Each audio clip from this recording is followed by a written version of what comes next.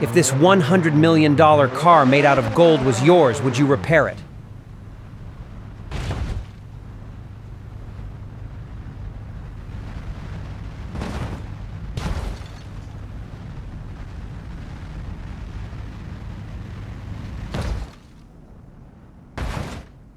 It is getting a bit expensive.